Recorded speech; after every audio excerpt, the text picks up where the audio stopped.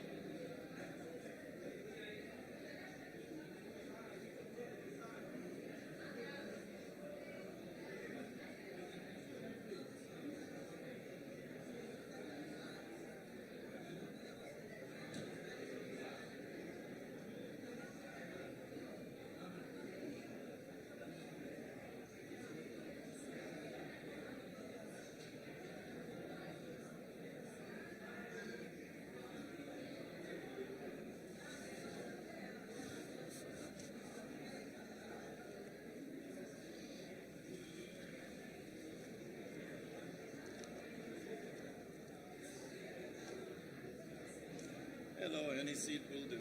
There are these microphones, so you should probably be in one of the more middle seats to break up all this masculinity.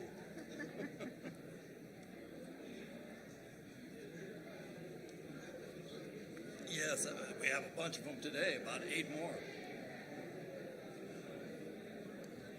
Actually, the questions today are, those speculative questions.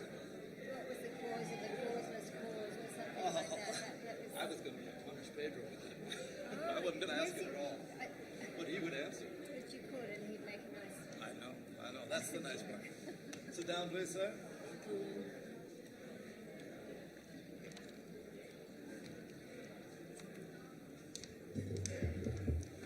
This is nice, this TV thing. And it's very clear. This was Maria's idea to put these screens around, and it's worked very well. It is actually. We were sitting right up the back one day, and we could see a screen better than the stage. It was very good. Depending where you are. Did they have alarm? Yeah. Did they have alarm? Like mobile phone? Excuse me, Pedro, I think we also have these working, so if you want to take that, we don't have to keep swinging. That's my guess. Yes. That's good. That's okay. I'm going to be asking the questions, so I don't have to do as much. Here's what we have in questions. Look at that. And then we got these today. So this is the one I'm going to ask you. I'm kidding, of course, but where is it? Anyway, there is a question in here that says, what is the cause of the causeless cause? Is it working? I thought I'd save that one for Pedro. Probably I won't ask it at all, though.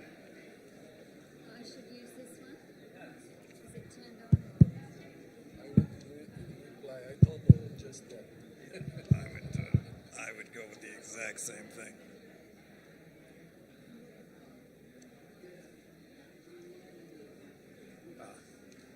Photo there?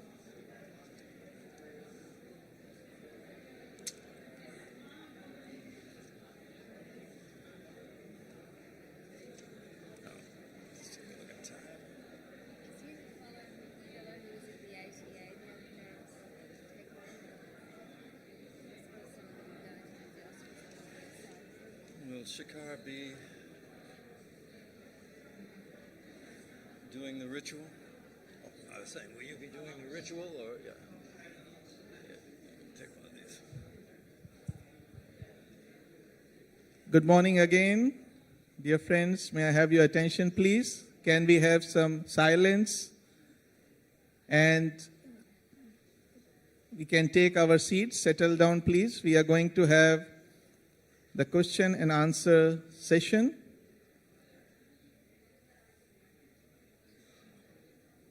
And I think we have already done the ritual, so this session would not require that to do it again. So, yeah, please take your seats and settle down. Thank you. Thank you. Is that one on? Okay, everything's on. Well, good morning, everyone, and welcome to this final day of our convention. It's rather hard to imagine every time we get to this point that such a wonderful thing can end. We're not there yet, but treasure the moments.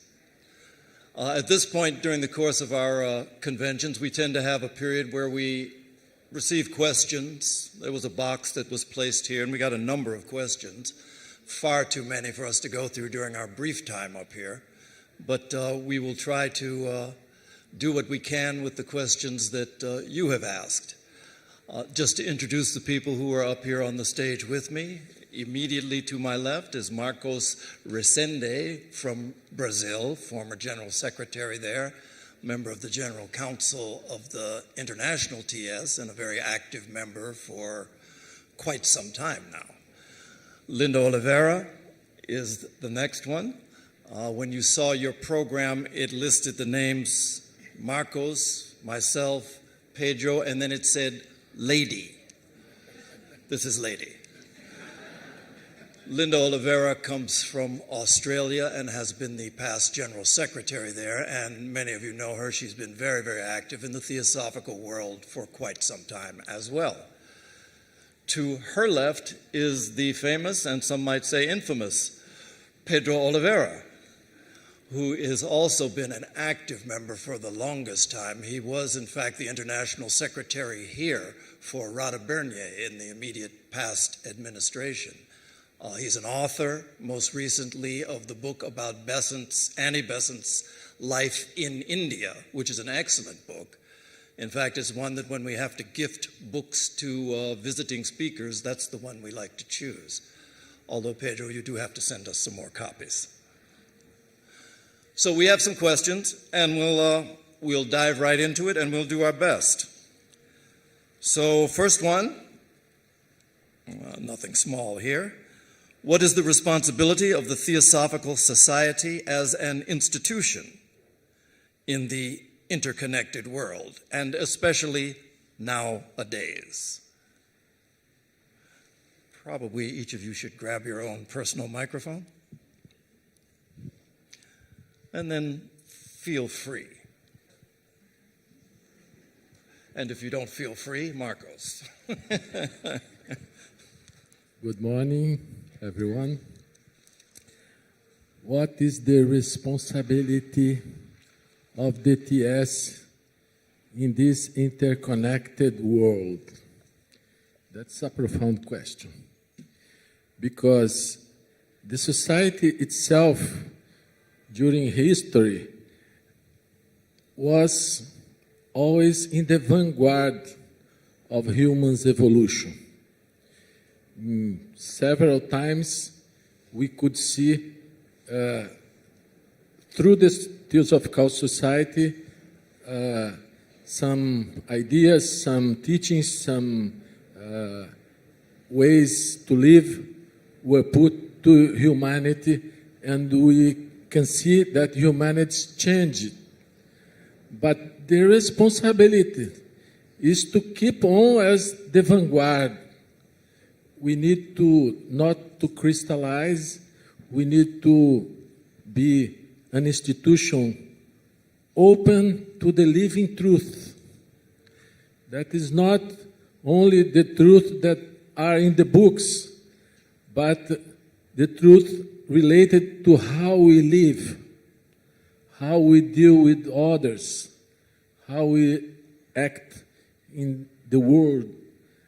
Then I think we have a great responsibility, because this society was conceived completely different of other institutions.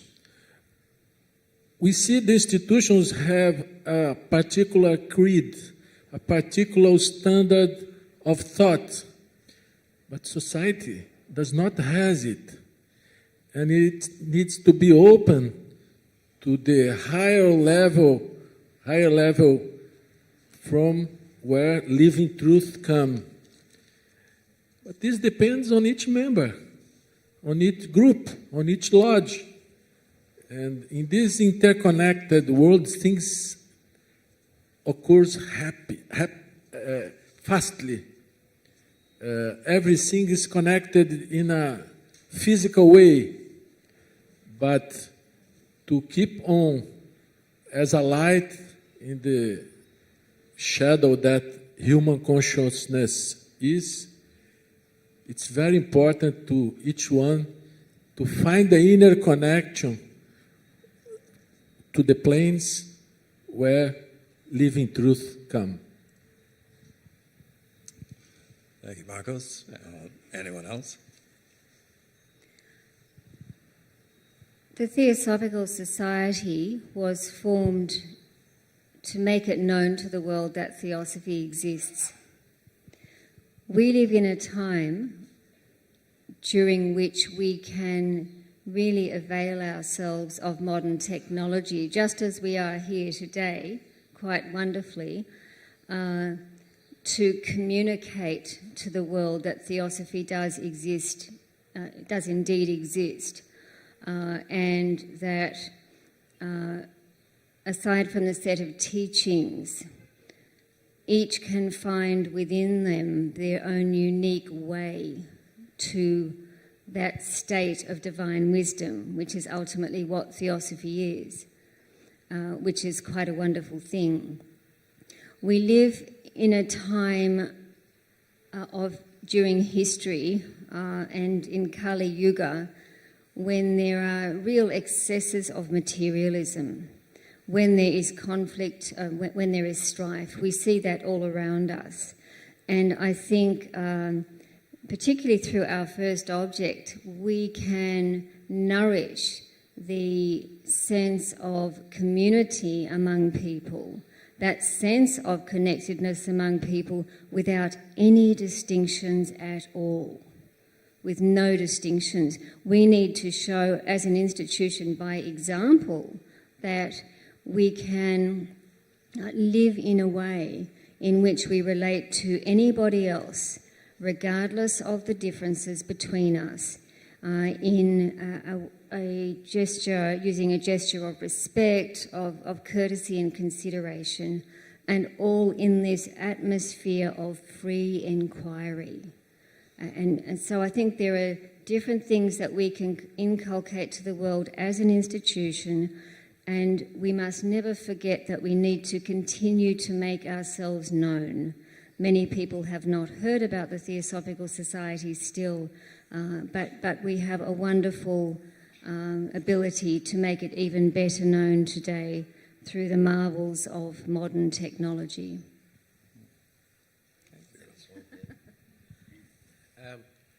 One of the contradictions of the modern world, it seems to be that technology has made the world vastly interconnected, but there are still many barriers within the human mind. Racism is on the rise in a number of countries. Very divisive ideologies exist. And I think the work of the society continues to exist to help to break down those barriers through understanding and through the dissemination of theosophy. Many years ago, in 1990, Mrs. Bornier conducted two seminars at Naarden in Holland on human regeneration. And she defined the first object of the society in a very unique but practical manner. She said, universal brotherhood is a mind without barriers. So if we really go deeply into the first object, for example, that would be in itself a contribution to more interconnectedness in the world. And I tried to mention this on the theosophical quiz, but at that night the mics were on strike for some mysterious reason. Now I think I can be heard. All I wanted to mention is that in a building behind the old post office called Community Kitchen, soon after the founders settled down here in 1882, Cornell Orchard held the very first community intercaste meals, which was a small revolution. I find myself in the rather unique position of being the international president of the organization about which this question is asked. You know, what is the responsibility of the Theosophical Society?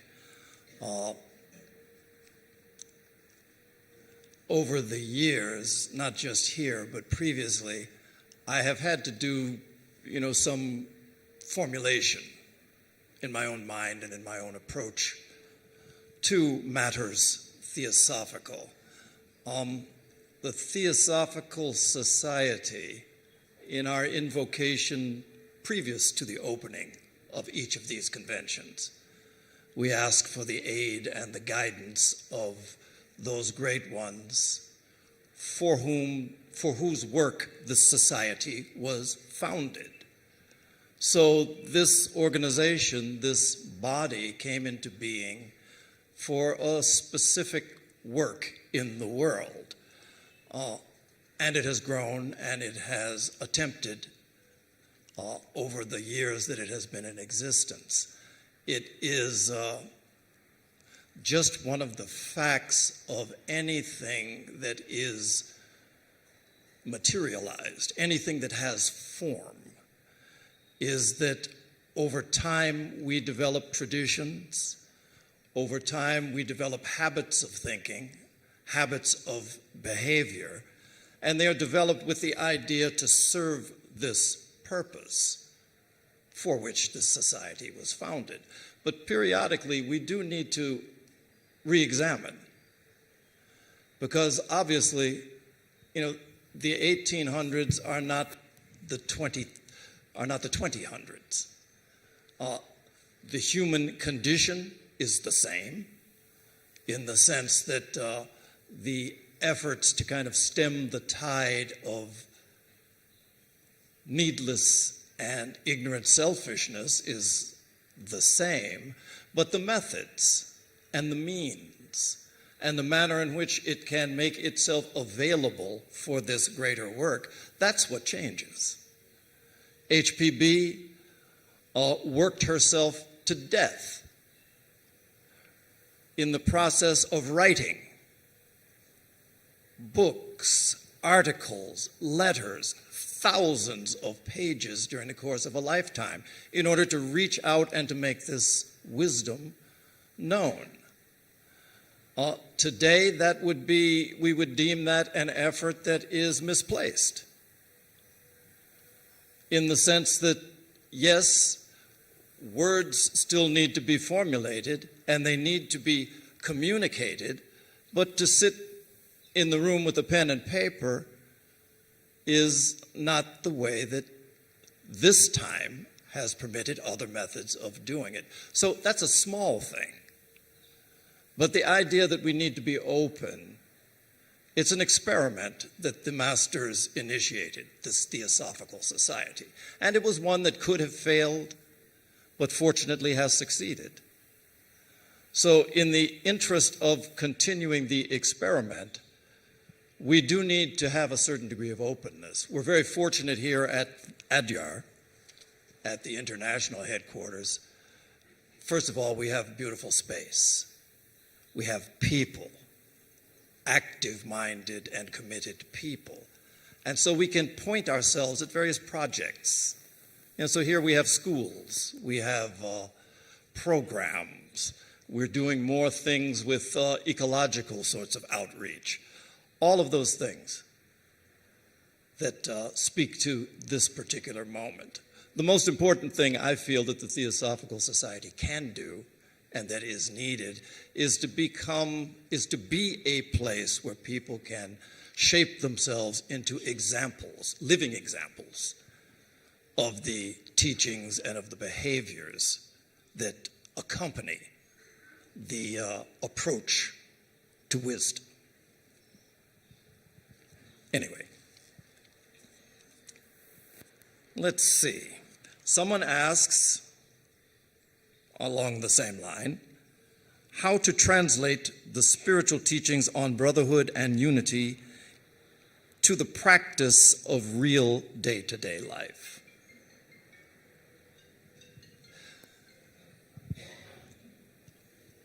I won't say anything about that. Who would like that?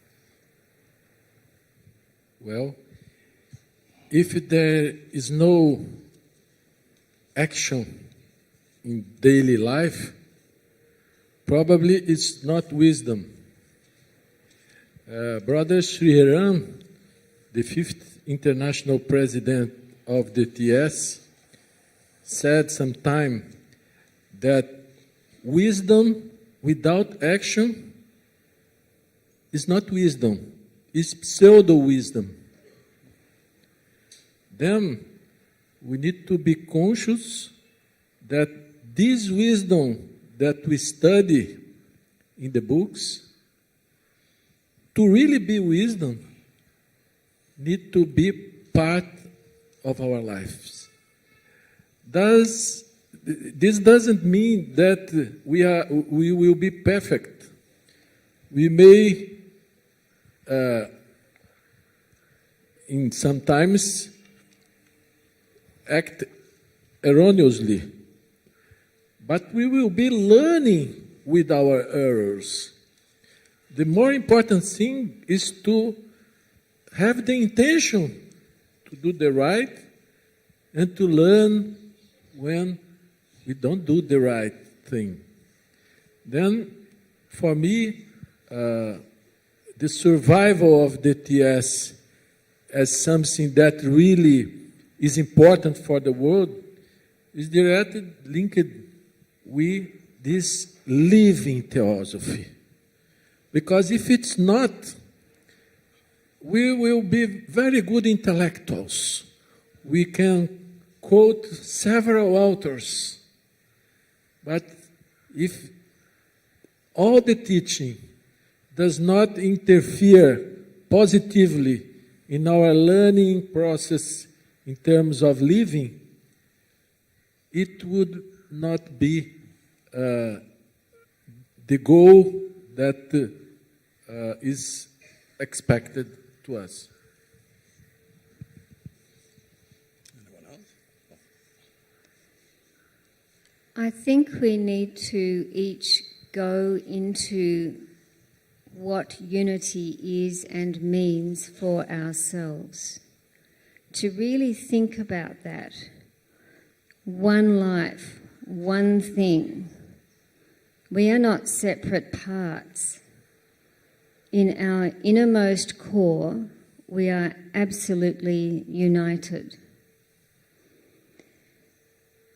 And we can think for ourselves about ways in which this unity can be expressed in all kingdoms of nature.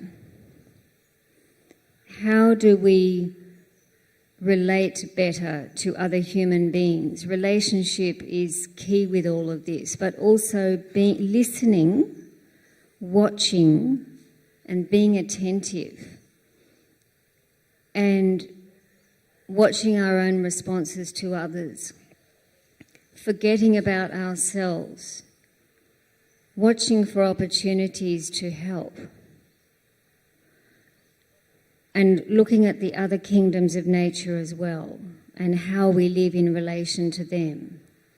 Are we living in a spirit of unity with those other kingdoms also? Unity has vast implications, and I think we each need to work out for ourselves how we can actually put unity and a brotherhood, sisterhood into practice in everyday life. The learning ground is what we do from day to day. It's the orbit of our experience in a given day. And if we are open, we truly can learn, and we can reach more towards that unity through the very way in which we live our lives. How we live our lives will inevitably also affect those who are around us. The more people who act from a point of view of unity, the more there will be a ripple effect which extends beyond us to others as well.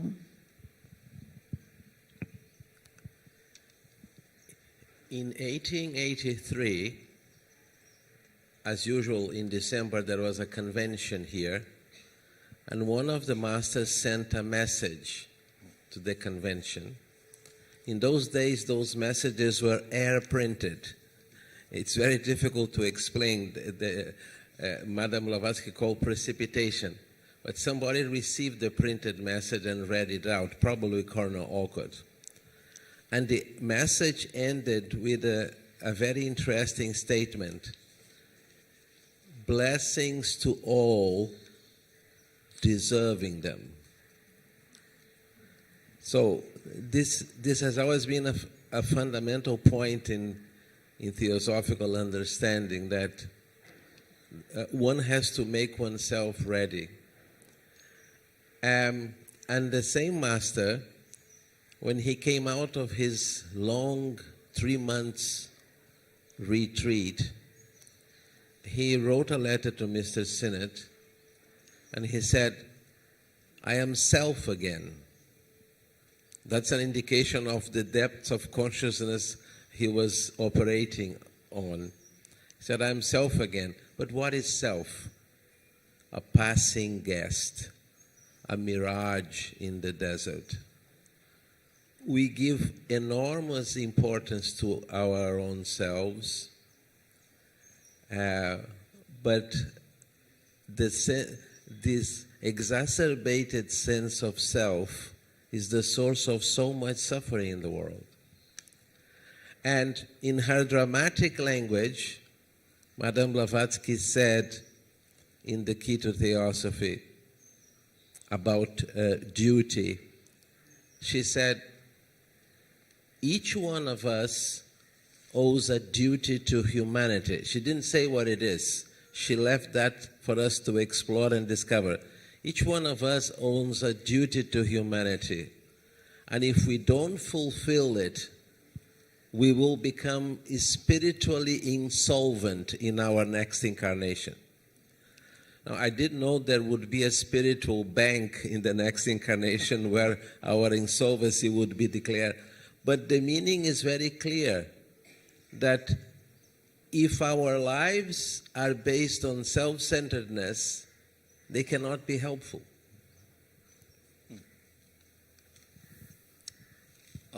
I guess the question being how to apply spiritual teachings in day-to-day life. Nothing really I have to add to what they say. Just share one thing that Annie Besant famously said. It's better not to speak, better not even to think if you're not prepared to take action. So in terms of our exposure to these various principles, yes, they're stimulating, no doubt. But then, that next step, practice is an important part of that. So that is an action on your own behalf that benefits others as well. And for those who really have the desire to move in that direction, the process is relatively simple. And the guidance that is required is already before you, whoever you are. So, act, I think, is the key word. All right, now, let me see. Well, there's a question here. Actually, it's two questions, similar vein. One of them says, I am unable to meditate in spite of trying. What should I do? The second one says, why is meditation beneficial? So, two sides of a similar question. So who would like to start us off on that? Let's go toward the southern hemisphere, one of you. You use your left arm. Are you implying that this is the left wing? No implication intended. No. Anyhow, yes, the TS helped to introduce the subject of meditation in the Western world, and in a very clear way. We have some very significant books on meditation in theosophical literature, which we can study, we can share with others, suggest the study of those books. But it was Joy Mills, our former international president and former president of both the American and the Australian section, who coined a very useful expression to me at that time as a young theosophist. I can hardly imagine that 35 years have gone by, And she said, meditation is the art of learning to be present where one is. And I think it's quite a profound statement, because it doesn't refer only to your immediate surroundings, but also your presence on this earth. So, and also as a young theosophist, I used to buy a number of books from the Theosophical Publishing House at Wheaton. And somebody gave me a bookmark which I keep at home as a very good pointer on meditation. It simply said, meditation is not what you think. I like that.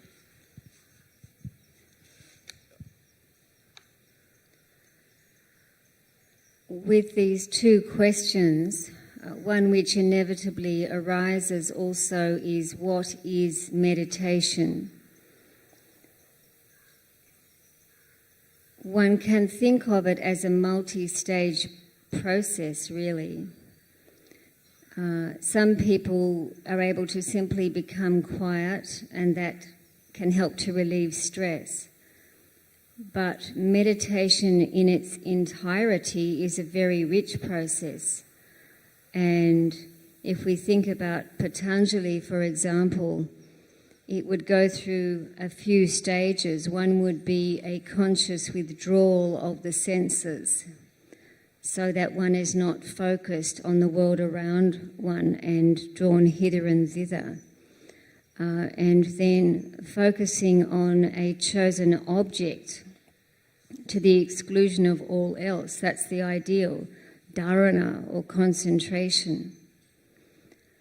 And then taking this still deeper, so that there is this kind of flow of movement towards the object, so that there is a deeper state of consciousness again.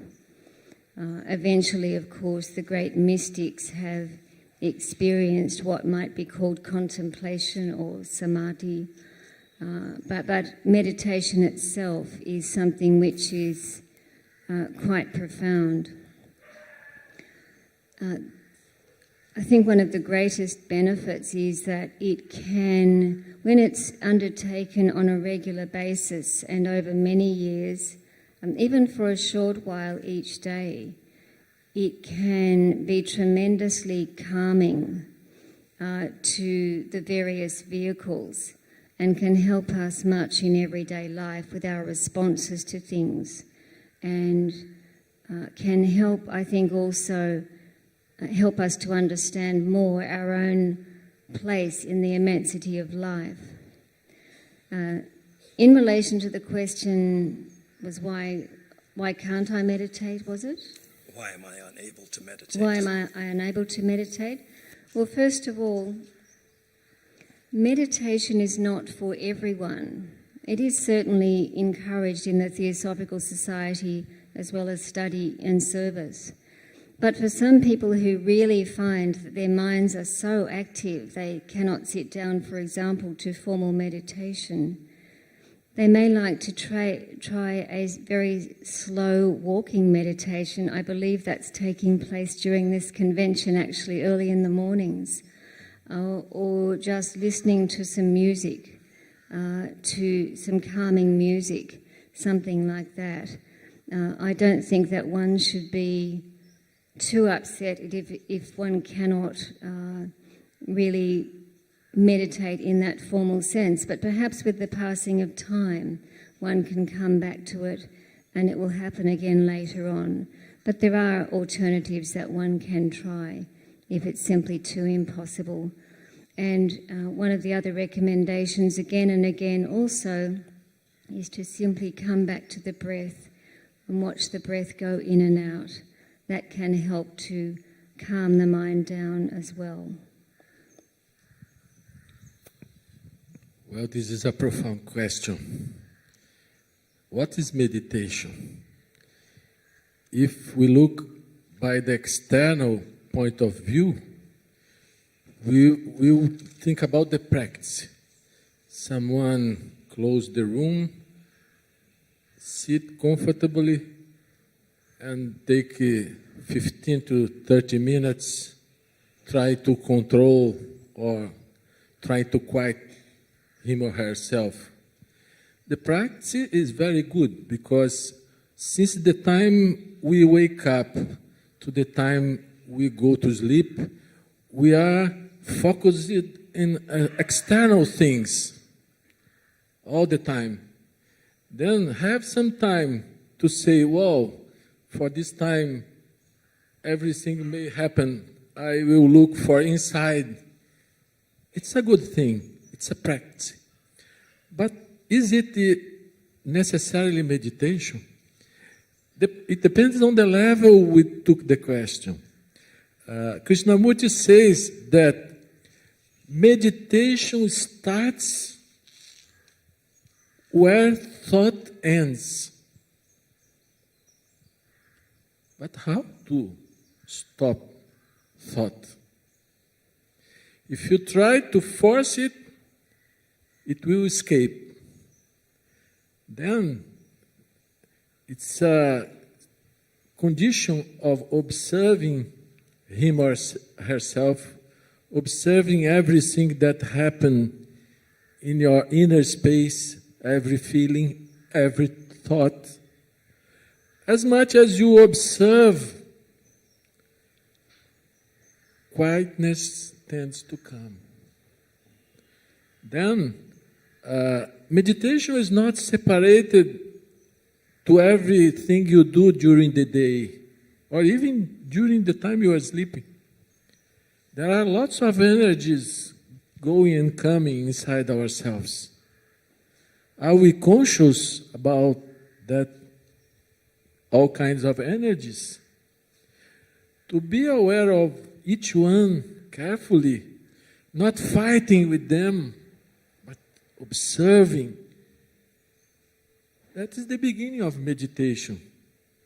It's not so difficult, but each one needs to find his or her own way to calm him or herself, to quiet him or herself, And then, in the moments that this silence come, then we understand what is meditation. I very much like the quote that Pedro shared about meditation is not what you think, and I find myself mentioning that frequently. It has a certain wit to it, but it's also profound. The idea that meditation, what we call meditation, what is meditation, doesn't occur until we have somehow been able to separate ourselves from the thoughts and the process of thinking. Thoughts don't go away, but just like we're able to rise out of water in a pool, water's still there, but we're not wet with it at that time. One of the things that I think is, for many people, a powerful, not alternative to meditation, but complementary. In a way, it's the other side of the meditation coin, if approached properly. And it's something that is perhaps more familiar to most of the people in the world. And in India, in particular, we think in terms of mantra. So there are expressions of aspiration, words of power that can connect us more deeply. They can bring about a certain stillness that is in every way similar to the stillness of meditation. But in other places, it's described as prayer. And prayer has gotten something of a difficult ride within the TIAS because the focus on how it is misused. Generally, in many, many places, prayer is just a glorified form of begging for something you don't really deserve. That's kind of the way many people use it. But at its depth, it is an expression in words or silently, an acknowledgement of a connection with the divine. And in that acknowledgement, in a way, we are speaking to the divine, but at a certain point, just like in a conversation, it's a monologue if you don't stop talking. So we place ourselves before the divine and we sit and we listen. And on occasions, there's a response. But it's the exact same thing. It's a different approach, and it's one that perhaps might be more appealing depending on our temperament. Meditation of the type of sitting on a cushion quietly is not the avenue for everyone. But whatever avenue it is, all of this is a matter of practicing meditation. People, when they're sitting on their cushions, you'll ask them when they get up, "What did you do?" "I was meditating." Only on rare occasions is that true. We were sitting, we were watching the breath, we were practicing trying to become still, but the removal from this thought process isn't the norm. So that's something that perhaps might appeal to people of a different temperament. Tim, can I just add something? I wish you would. Just to give an illustration of how deep prayer can go, and by the way, in the theosophical tradition, there is not much room for prayer because Madame Blavatsky was not very favorable to it in the key to theosophy. No, we know. But she was criticizing petitionary prayer. Right. But just as an illustration of how deep prayer can go, one of the great Christian mystics, Meister Eckhart, wrote, actually delivering his sermon, he said, "When you really pray, you don't exist. Only God exists." While we're on Meister Eckhart, if the only prayer you can say is "thank you," it will have been enough. Let's not go down the Meister Eckhart trail. We'll be here for only on talking about Meister. All right, so let's ask this then. What is the contribution or relevance of science and education, to the current situation and to the interconnection? A broad question. Who would like to take it somewhere? The president. Thank you, Pedro. The contribution or relevance of science. Science is the most authoritative religion of our time, is one way to put it. It has a certain quality of, in its contemporary practice, it has a certain quality of an ism. Scientism is that version of science which tries to confine reality to what certain forms of experimentation can reveal. So but its role has been that it has become really the focus. You cannot afford to appear unscientific in today's world. Nobody wants to be labeled as that. It makes you think that you just crawled out of a cave somewhere if you have that sort of point of view.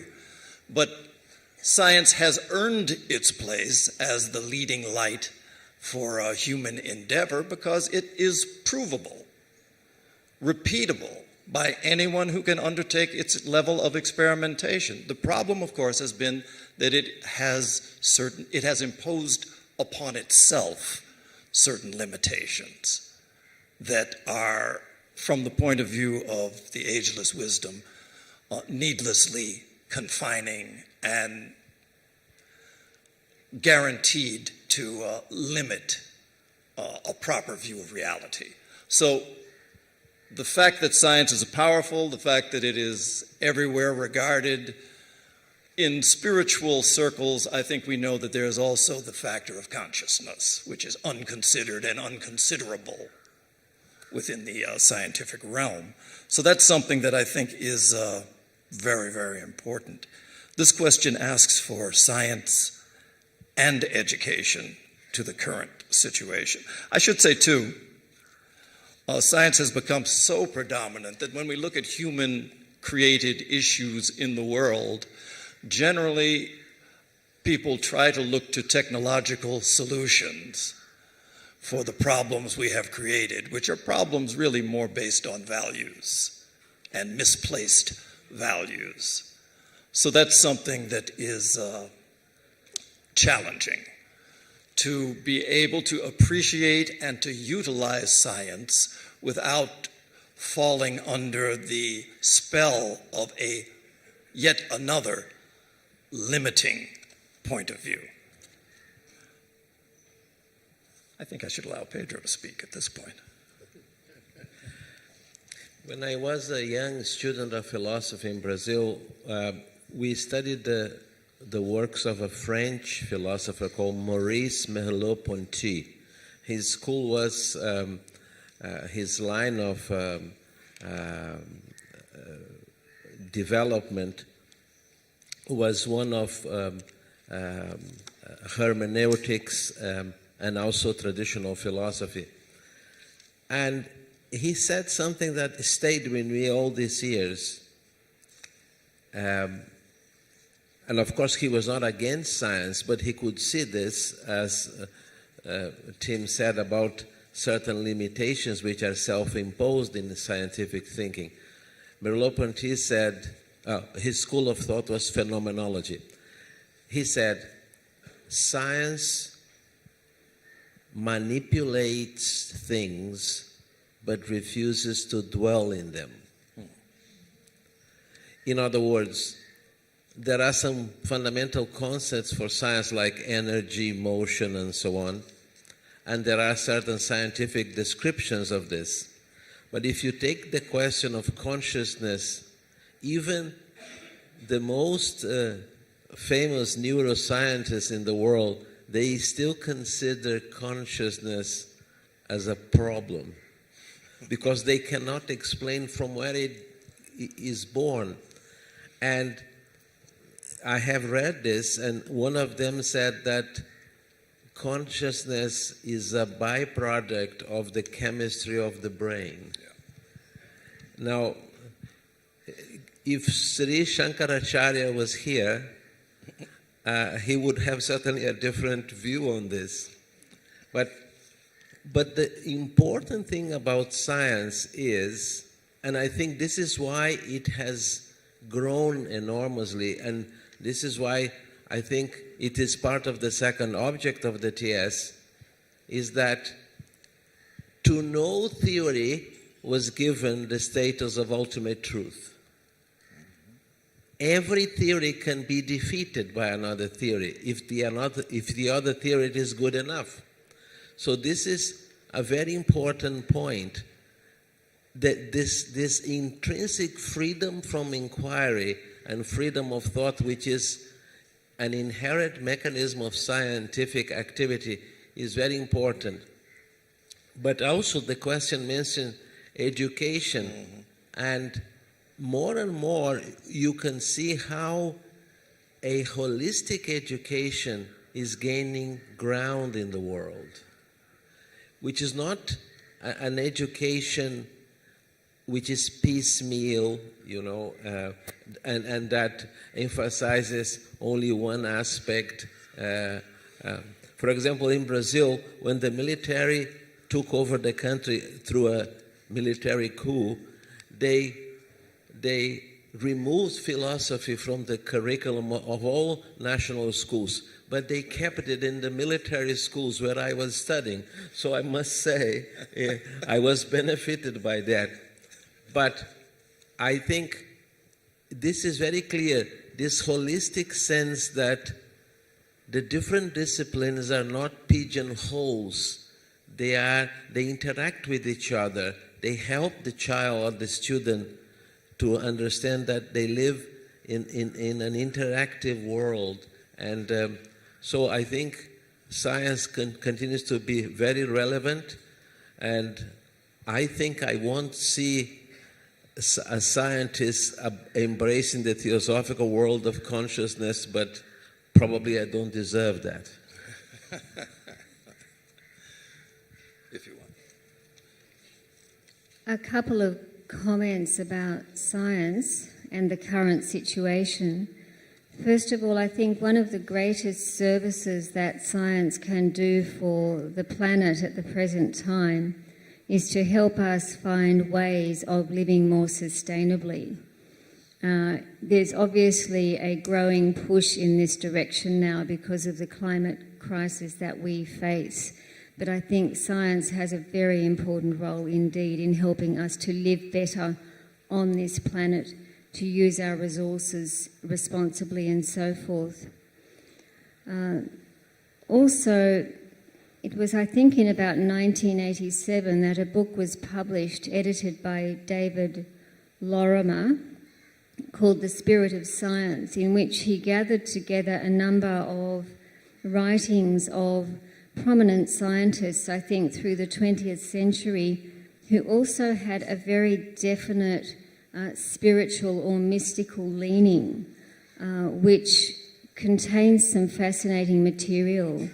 And I think science also, particularly some of the really deep thinking scientists and physicists feature here as well, has a role to play in helping, if you like, more mainstream humanity understand that there are these mysteries beyond the physical world which we can reach towards. I find that very exciting. In relation to education and the current situation, which I assume means the current global situation, education has a huge role to play, really. In many ways, we are the product of our education, apart from other factors as well. I am enormously heartened by the existence of some theosophical schools now. And those of you who have visited the Golden Link School in the Philippines will no doubt be incredibly impressed with the work done there. And to have the Theosophical Academy here at Adyar now, which I visited a day or two ago, is truly inspirational. the quality of education that children have will help in no small part to shape the kind of person they become and how they live their lives. So education does indeed have a critical role. I think that one of the purpose of the TS since the beginning was to build bridges between science, religion, and philosophy. And we can see science by the aspect technological and by the aspect of the approach to life. And we see now science in vanguard as quantum physics that start to reach points related to ancient philosophy and things like that. Then I think that the TS itself has contributed to this, to diminish this big distance between all these ways to approach life.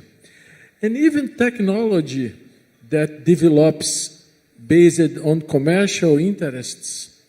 Now we are in a condition to make education in a very different way, in a transformative way, because it's not needed anymore to record in the brain all the information. You go to Google or on the search, you have all information available.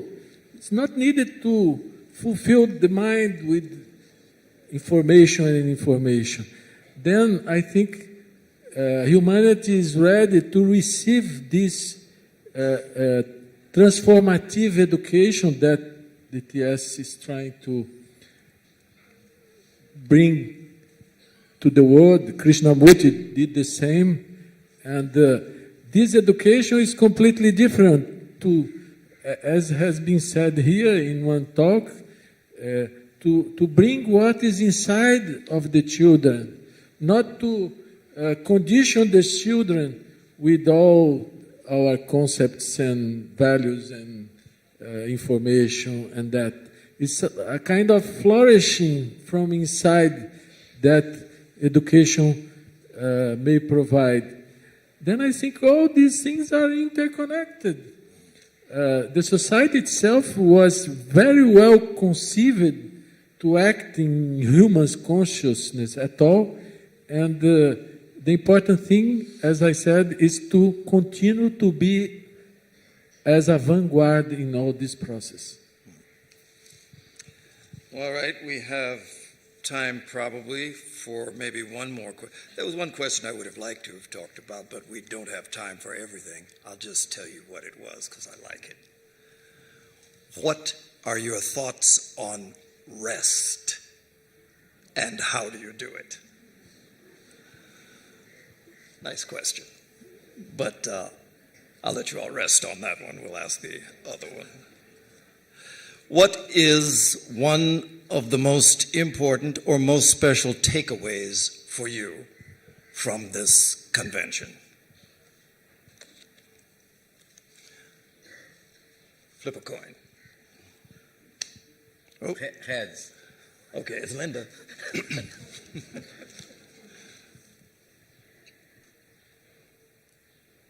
Today, the world has opened up in a different kind of sphere with the advent of COVID. So many of us are now having online meetings, which certainly serve a purpose and have helped retain a certain sense of connectedness during these extremely difficult times, which are not finished yet. But there is something about gathering together in person that cannot be replicated online.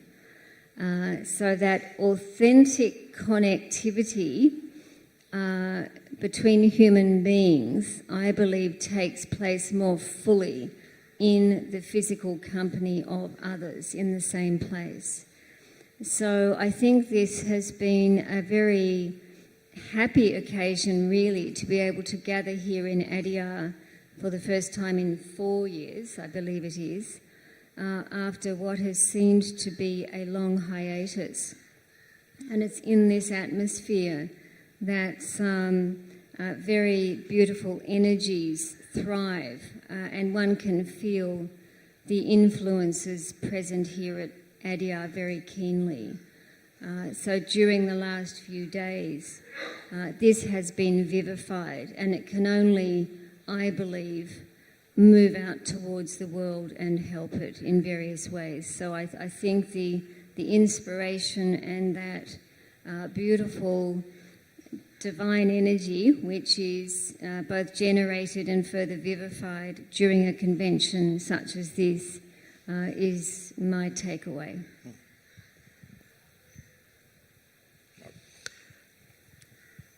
Yes, the program was very beautifully designed. There is diversity in the program for the convention. We had some very outstanding lectures, and the facilities of the campus have been improved a great deal. The very first time I came to Adyar, which was in October 1989, until now, I never had a hot shower. It was rather strange, you know, particularly because we arrived very late at night. There was hot water, so, and the credits go to the president and his team. But to me, the interaction with the delegates is very important. I was very touched because during this time, I was meeting some watchmen that were here when I was working here 25 years ago, and they still remembered me. And I asked them, "Do you remember my name?" They had to think a little, and then they would say it. And other workers as well. So I think this is all part of the convention. But to me, there is a particular aspect which is embodied in one statue at the museum that sums up why we are here and what we can take from such a convention. It is the statue of the girl with her little brother. The full story, I did some research, the full story is the brother is not a baby, he's a young boy, a baby boy, but he doesn't have the stature of a baby. So somebody saw her and asked the question, "Is he not too heavy for you?" And her answer was, "No, he is my brother." Well, for me, by the physical point of view, this place, Adyar, is the heart of Theosophical movement, of Theosophical society.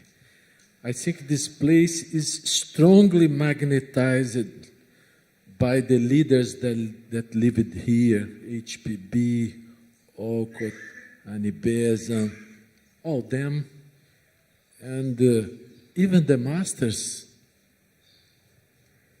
came here. Then the place itself has a strong magnetism, and each one that is a little sensitive can feel and see how important this place is for the Theosophical Society and for the Theosophical movement. Then, for me to come back here after 4 years, it's really a new input of energy for all the year, I suppose,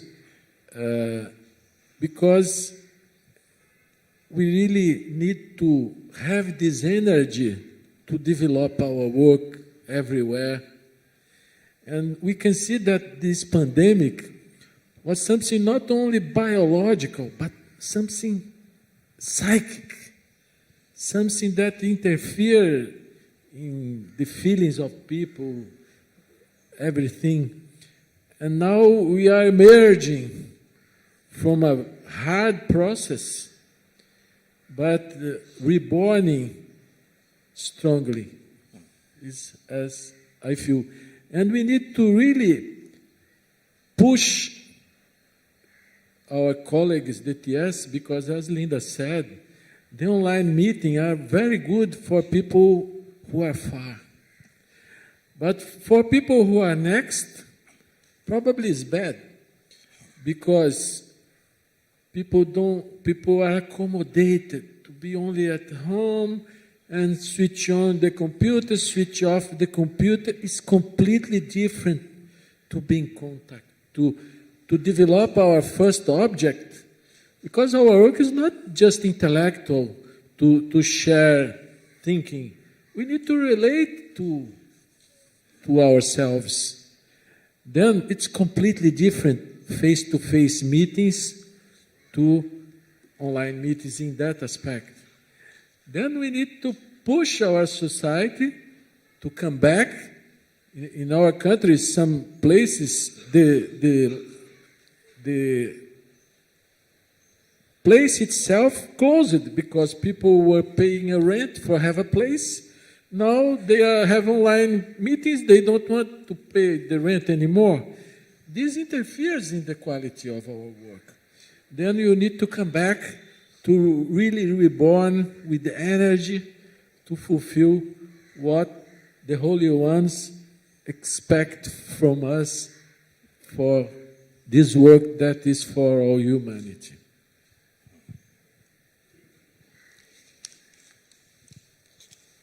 I can add very little to the things that have been said.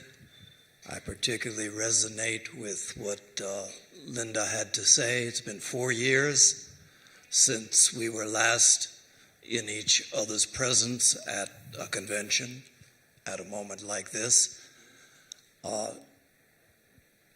Coming back together like this again should remind us of something. We're here in a place that is an extraordinary place on earth.